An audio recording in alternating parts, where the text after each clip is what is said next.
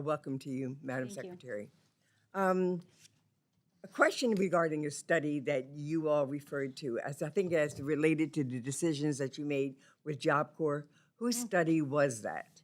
Yeah, so that was a Job Corps transparency report. Really, it's the most comprehensive report that has been done out of the Department of Labor in order to discover what has actually been happening. So that's your study. Came your out of the Department of Labor. okay. Yep. I'm, And it's the I'm first very time that it's been concerned. done. I'm very concerned about Job Corps because I know Job Corps deals with individuals from 16 to 24.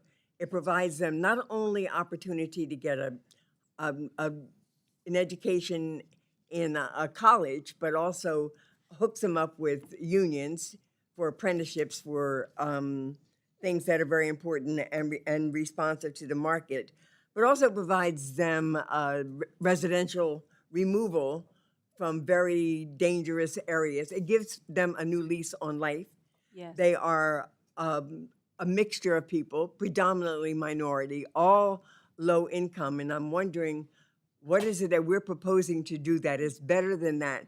Because I don't agree that Job Corps has done its job as best it can.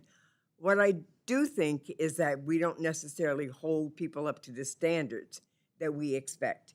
And so I would like to know as quickly as possible, because I have one other area Okay. to question, what is your proposal to deal with that population specifically to give them safety and security in where they're living, opportunities to go to college, opportunities to engage in apprenticeships? Sure. So working with our respective state partners as well to understand it's very different in every state and very different in every congressional district as well. And so I did pull up these numbers because I knew this would be so important to many of you here. And I know, Congresswoman, that I don't believe you have a Job Corps in your actual district, but Next to it. Next to it, I believe. Yeah, very close.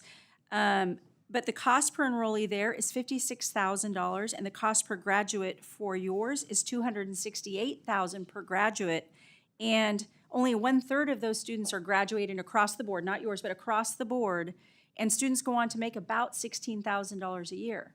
So just the discrepancy alone concerns me, but that doesn't mean the population we should forget about. So that's why that's really important to follow through. That's right. Number one, how they're employed is another function of how this country deals with minorities in particular. Yes, And so it through the befuddles me, apprenticeship ma'am. program, It- whatever yeah. I can do to work with you. I know Thank we you. didn't have a chance to talk. I'm going to be working with you, and I'm sorry I missed your call. No, that's okay.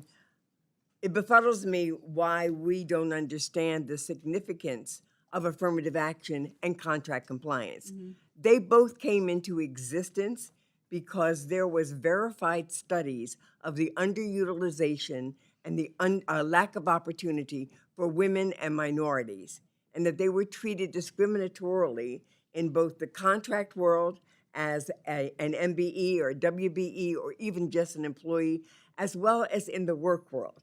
And it seems to me that the president is hell-bent on eliminating that opportunity to create equity among people in this country who've been treated discriminatorily. Well, absolutely not. We won't discriminate against any of our American Well, workers. we are, And we will are, fulfill and I appreciate obligation. I appreciate your rhetoric, but I'm watching what he's saying and what he's doing. No.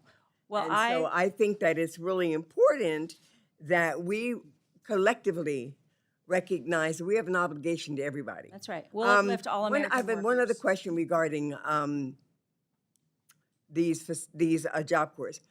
They're private-public partnerships.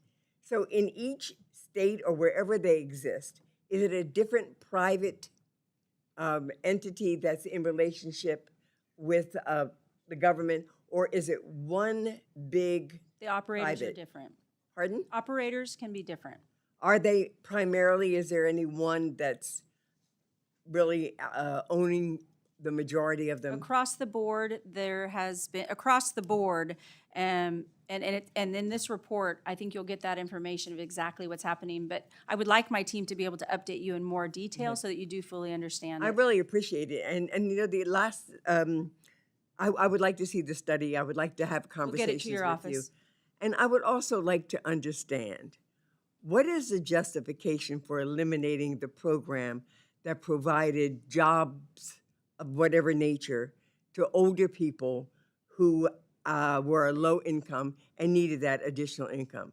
I Well- just feel like we're punishing older people who need to work. Well, my goal is certainly not that, but because those are subject again to litigation on the grant funding, I won't be able to specifically talk about that right at this moment, but I would Can love you to talk to continue me work about in how your you're going to office. protect them, even irrespective of any kind of lawsuit against your eliminating this particular program?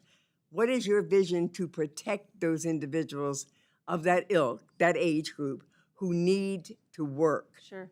How, the do, mission- how are you planning to We ensure will that? fulfill the mission of the Department of Labor, and as the Secretary of Labor, I will focus on all the American workers, wherever they are in their continuum of the workforce. And that is the job of the Department of Labor, and we'll continue on that road. That I can guarantee.